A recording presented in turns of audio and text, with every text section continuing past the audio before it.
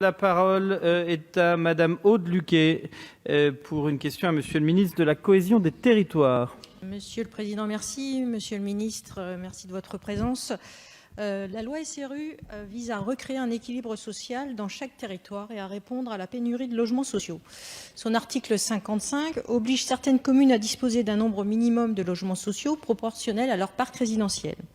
En application de la loi de janvier 2013, les obligations de production de logements sociaux ont été renforcées et la loi Égalité et Citoyenneté de janvier 2017 a révisé les conditions d'exemption des communes du dispositif SRU. Pour autant, le cadre législatif ne propose pas une appréhension de la loi SRU au niveau intercommunal, alors que les récentes réformes territoriales ont incité les communes à s'organiser au sein d'intercommunalités dont les compétences et les pouvoirs en matière d'urbanisme sont largement étendus, notamment par la mise en œuvre des schémas de cohérence territoriale ou encore de PLUI. Au regard de ces évolutions, il semblerait plus approprié d'appliquer les obligations de la loi SRU à l'échelle des EPCI. En effet, il est possible de constater qu'au sein d'une intercommunalité, certaines communes ont un taux de logements sociaux inférieur à 25%, alors que d'autres communes ont un taux nettement supérieur au taux minimal.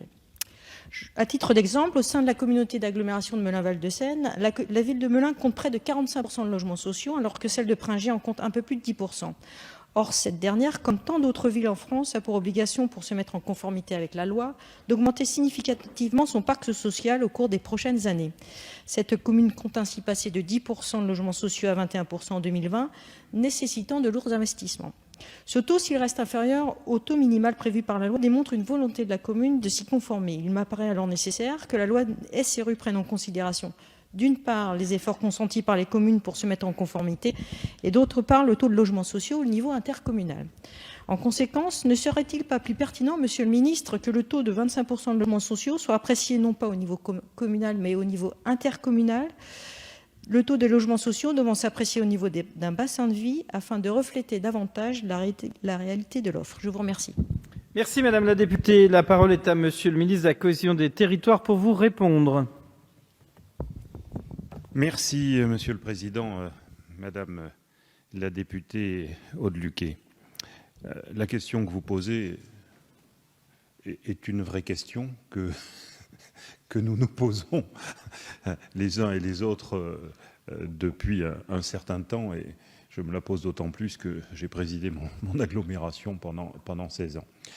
Ceci étant, je ne pense pas qu'en l'état actuel des choses, nous puissions aller très rapidement dans cette voie. En fait, vous nous demandez vous posez la question de savoir s'il ne serait pas plus opportun d'appliquer les obligations issues de l'article 55 au niveau des intercommunalités. Nous avons aujourd'hui un système en ce qui concerne l'urbanisme qui continue à poser le principe, et je crois que l'immense majorité de nos maires y sont attachés. La signature du permis est entre les mains de chaque maire. On s'est posé aussi cette question, et la réponse actuelle est de conserver aux maires la signature des permis de construire. Effectivement, je crois que le temps n'est pas encore venu, s'il doit venir un jour, dans le cadre des recompositions territoriales, le temps n'est pas venu de changer cela. Mais d'ailleurs, depuis l'origine de l'article 55, le législateur, quelles que soient les sensibilités d'ailleurs au pouvoir, a considéré que cet article 55 devait s'appliquer à l'échelle de la commune, considérant que c'était la maille pertinente pour solutionner ces questions de logements sociaux. Et en fait, je crois que si l'on passait directement à l'échelle intercommunale, cela pourrait conduire, je dis bien pourrait, à un ralentissement de l'effort global de production de logements sociaux, car le taux cible est d'ores et déjà atteint dans la majeure partie des intercommunalités du pays, et pourtant les besoins sont toujours là. Et si je puis me permettre une remarque personnelle au-delà des éléments de langage préparés, c'est que la taille des intercommunalités est extrêmement différente dans ce pays, et que vous savez pertinemment qu'il y a aujourd'hui ce qu'on appelle les intercommunalités XXL, par exemple, et que nous avons donc un véritable problème à pouvoir envisager, en tout cas à solutionner, le passage direct de ces obligations au niveau intercommunal. Parce que nous savons pertinemment que, y compris à l'intérieur de certaines intercommunalités, il y a des communes qui jouent totalement le jeu, puis il y en a d'autres qui le jouent moins, avec en plus les difficultés que nous connaissons sur l'application de certains textes comme la loi littorale ou la loi montagne.